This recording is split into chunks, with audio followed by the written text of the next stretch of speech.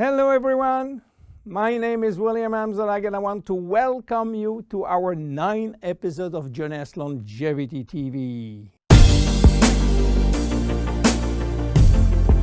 Jeunesse, we are redefining youth.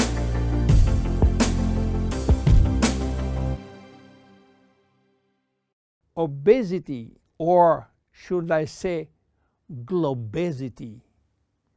Today, obesity is a worldwide epidemic disease. There is an outrageous eruption of a worldwide obesity even in the countries where not so long ago famine was the #1 health issue. The fatness of the world is changing rapidly, and this is very disturbing because it's going out of proportion and nobody can get any control of this new epidemic. Many children become obese and then become obese adults. The diseases associated with obesity, such as heart disease, cancer, and especially diabetes, will explode. That will mean a lot of sick people all over the world. The cost in terms of death, diseases, and money spending is just astronomical. Think about today. There is in the world about 3 billion people overweight and 800 million real obese. The cost of obesity in the United States is about 150 billion per year, which is 10% of the total US medical cost. So, what is the difference between overweight and obese? Overweight means that you gain only few kilos above standard, from 1 to 15 kilos for adults. Above this threshold, you're considered as obese. If you wish to get more detailed information, then you have to calculate your BMI, which means your body mass index, by using the following formula: your weight in kilo divided by your height in square meters. If your BMI shows score under 18.5 per square meter, it means that you need to gain weight. You are underweight. If it is between 18.5 and 25, you are in normal standard. Between 25 and 30, you are overweight, and above 30, you are qualified for obesity. Note that BMI is a standard tool which do not apply in extremes like very tall people or very small people, and also should be adapted to children. Why people become obese? It is very simple in theory, but become more complicated when we reach fat metabolism. We are gaining weight or fat when we eat more than we spend in terms of calorie, or when we spend less than we eat in terms of calorie. So how do we get energy? The body will get energy only from the food, knowing that 1 gram of carbohydrate will release 4 calories, same for proteins, but 1 gram of fat will release 9 calories. So all depend on how much you eat and what kind of food you eat. If the food is rich in fat or in protein or in sugars. Now, how do we spend energy? There are 3 ways to spend energy. The first one is what we call basal metabolism, which is the necessary energy required to get our body working and all our million of chemical reaction working and working properly. This requires approximately 1 calorie per kilo and per hour. So if you weigh 60 kilo, you will spend in 24 hours 60 multiplied by 24 equal 1,440 calories per day. And this is good news because you have no control on that.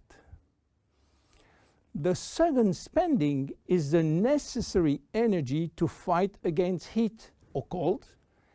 And these depend on the environment and the way that you are protected against heat or cold. It is called thermogenesis. And again, you have little control on that. The third one is the energy required to move your body, and that is entirely up to you. This is to say that physical activity is the only controllable way to spend energy. We will see later that this very simple way of gaining or losing weight is influenced by many, many other factors, and especially the control of fat metabolism by a sophisticated group of hormones. So why such epidemic? To understand, we have to go back 20,000 years ago. As surprising that it can be, our genes have not changed for the last 20,000 years. At this time, life for humans was quite difficult.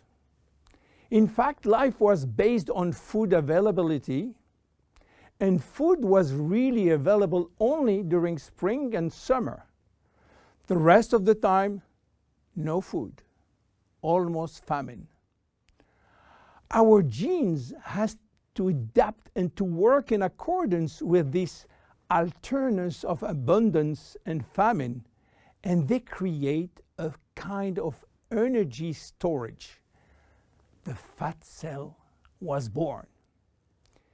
This cell has the capacity to store all kinds of energy derived from fat, from carbohydrates, and even proteins. It can increase 50-fold its size and retain energy in the form of triglycerides. Because of uncertainty of food availability, our genes were oriented toward the saving mode, which means that every time we eat, all the energy coming from the food was oriented in the storage facility. What happened 20,000 years later? Our genes are still oriented towards saving mode, but there is no more famine. On the contrary, the new society offers an extreme abundance of food rich in calories, and that all over the year. And guess what happened? Everything is going first in storage.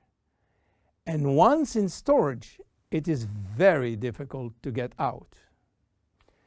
You understand now why it is very difficult today not to gain weight or fat.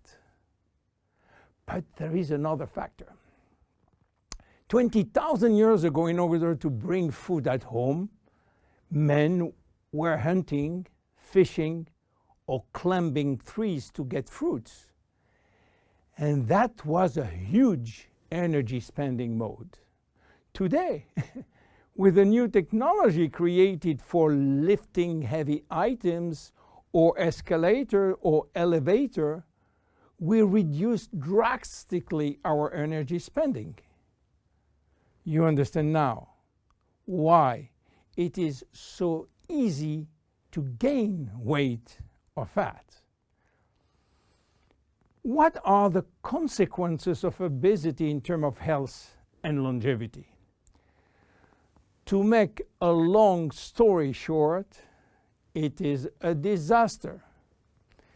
Being and staying obese will lead to a long list of chronic diseases, including cardiovascular disease, diabetes, cancer, metabolic syndrome, and consequently a drastic shortening of life. That will not account for the uncomfortable physical, emotional, and mental consequences of being heavy for ourselves and for our relationship. In terms of aging, obesity is shortening telomeres, increasing DNA damage, and reducing stem cell pool. So what to do for reducing obesity?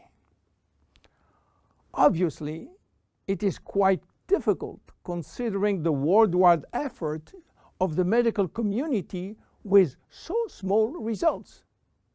Health authorities are repeatedly organizing campaigns to inform people about the consequences of eating too much sugar or fat or the lack of exercise.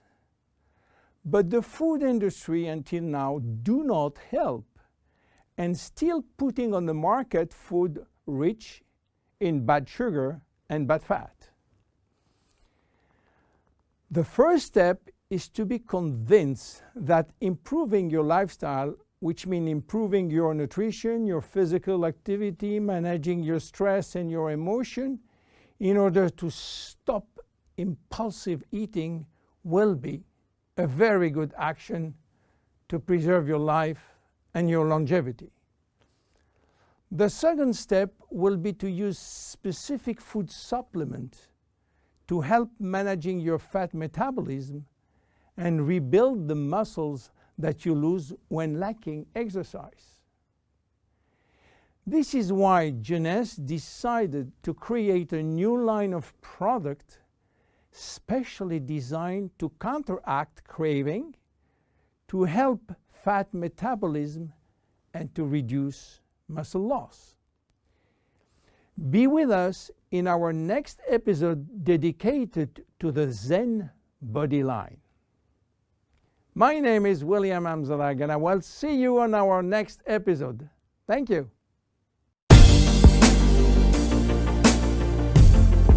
Jeunesse. We are redefining youth.